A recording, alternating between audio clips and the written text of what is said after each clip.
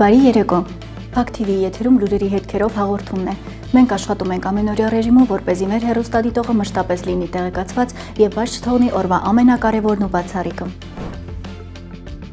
Աֆղանստանի քաղաքացիների երկու խումբ փորձել է Իրանից անօրինական կերպով մուտք գործել Հայաստան, լողալով հատելով Արաքսգետը։ Քննչական կոմիտեն նախաձեռնել է երկու քրեական վարույթ, պետական սահմանի ապօրինի հատել է հոդվածով։ Նշենք նաև, որ այս լուրերի ֆոնին Միասնության TV շարժման համակարգող Արման Թաթոյանն էլ հայտնել է, որ նոր ներխուժումներ են եղել, ինչը քաղաքացիական պայմանագիրը թաքցրել է։ 2025 թվականի օգոստոսից ադրբեջանական նոր դիրքի տեղակայում կա Հայաստանի տարածքում։ Իրանում ստեղծված լարվածության ֆոնին էլ ադրբեջանական զորքերը բերվել են մարտական պատրաստության եւ տեղափոխվել Իրանի հետ սահման։ Ադրբեջանի պաշտպանության նախարարությունը, պետական սահմանապատծառայությունը եւ ներքին գործերի եւ արտակարգ իրավիճակների նախարարությունը անցել են բարձր պատրաստվածության ռեժիմի։ Ադրբեջանից ոչ հաստատում, ոչ էլ հերքում են այս տեղեկատվությունը։ Արձակուրդում գտնվող սպաները հետ են կանչվել։ Իրանի հետ սահմանին տեղակայվել են անօդաչու թռչող սարքերից եւ ցածր թռչող ինքնաթիռներից պաշտպանության համակարգեր։ Աղբյուրը ահազանգում է, եթե Իրանի դեմ ցամաքային զորքեր տեղակայվեն, ակնհայտ է, որ դա ել ավելի սարսափելի հետևանքների կհանգեցնի։ Անկասկած ոչ միայն միլիոնավոր մարդիկ կմիանան այդ պայքարին,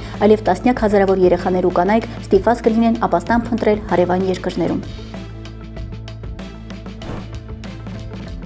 Ամերիկայի Միացյալ Նահանգների ու Իսրայելի կողմից Իրանի վրա հարձակումից հետո խցանումներ են առաջացել Թուրքիա-Իրան սահմանային անցակետերում։ Նշվում է, թե ռազմական ակտիվությունը եւ տարածաշրջանում լարվածության աճը բացասաբար են ազդել սահմանային առևտրի եւ լոգիստիկայի վրա, ու դրա հետևանքով սահմանի մոտ 2 կիլոմետրանոց խցանումներ են։ Բեռնատարների ստուգման դանդաղ ընթացակարգը մեծ խցանումներ է առաջացրել եւ Թուրքիայից Իրան բեռներ տեղափոխող բազմաթիվ բեռնատարներ շարունակում են սպասել Մաքսային տարածքում եւ դրա շրջակայքում։ Բեռնատարի վարորդներից մեկը նշել է, թե արդեն 5 օր է սպասում է սահմանային անցակետում եւ բոլոր վարորդները դժվար իրավիճակում են տարածաշրջանում տիրող անորոշության եւ տեխնիկական խնդիրների պատճառով։ Նույնիսկ կապ չեն կարողանում հաստատել ընտանիքի անդամների հետ, քանի որ ինտերնետ չկա, բացի այդ կան հիգիենայի խնդիրներ եւ սնունդը վերջանում է։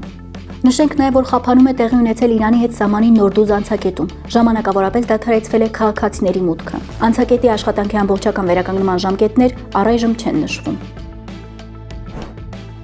Եվրոպայի չեմպիոն Համլետ Մանուկյանը դարձել է 2025 թվականի Եվրոպայի լավագույն տղամարդ մարմնամարզիկ։ Մարմնամարզության ֆեդերացիայից շնորհավորում են։ Շնորհակալ ենք յուրաքանչյուրիդ ակտիվ մասնակցության եւ աջակցության համար։ Ձեր ջանքերի համախմբվածության եւ անսահման սիրո շնորհիվ Համլետ Մանուկյանը ճանաչվեց տարվա լավագույն տղամարդ մարմնամարզիկ։ Սա բոլորի հաղթանակն է։ Միասին ուժեղ ենք։ Հիշեցնենք, անցյալ տարի 19-ամյա Մանուկյանը Եվրոպայի առաջնությունում ոսկե մեդալներ նվաճել նժույգ թափեր վարժությունում, ինչպես նաև դարձել աշխարհի գավաթի խաղաղության հաղթող։ Տարվա լավագույն մարմնամարզիկի մրցանակին հավակնում էր 5 մարզիկ։ Վերջին օրերում ակտիվ քվեարկություններ ընթանում։ Լավագույնի կոչման համար Համլետ Մանուկյանի հետ մրցել են ադրբեջանցի, շվեյցարացի, բրիտանացի եւ պորտուգալացի մարզիկներ։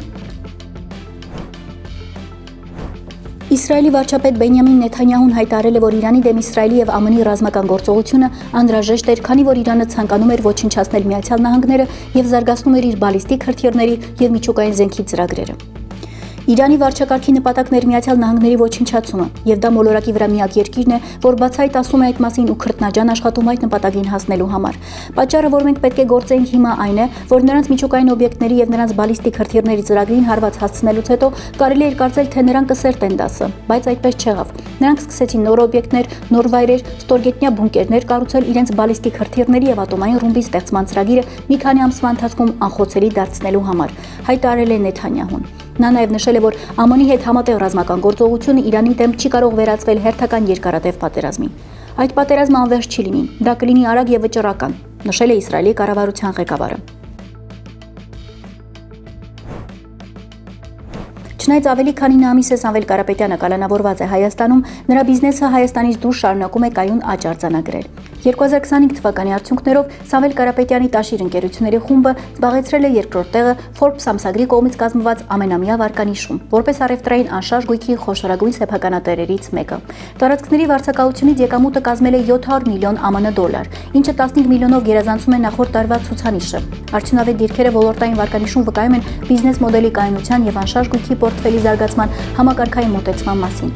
Ըստ Forbes-ի Տաշիրը շարունակում է մնալ Ռուսաստանի անշարժ գույքի զարգացման առաջատարներից։ 2025 թվականի դեկտեմբերին ընկերությունը Մոսկվայում մետրոյի Սելիգերսկայա կայարանի հարևանությամբ բացել է Avenue Sever առևտրային կենտրոնը 135,000 քառակուսի մետր ընդհանուր մակերեսով։ Տաշիր ընկերությունների խումբը ներառված է Forbes-ի վարկանիշային աղյուսակում 2007 թվականից եւ 2011 թվականից ի վեր մշտապես պահպանել է դիրքերը լավագույն եռյակում։ Այսպիսով Սամվել Կարապետյանը կարողացել է ստեղծել կայուն աճ գրանցող ընկերությունների այնպիսի խումբ, որը շարունակում է զարգացում արձանագրել նույնիսկ այն ընթացքում եւ այն պայմաններում, եւ Սամվել Կարապետյանը շուրջ 9 ամիս գտնվում է ապօրինի անազատության մեջ։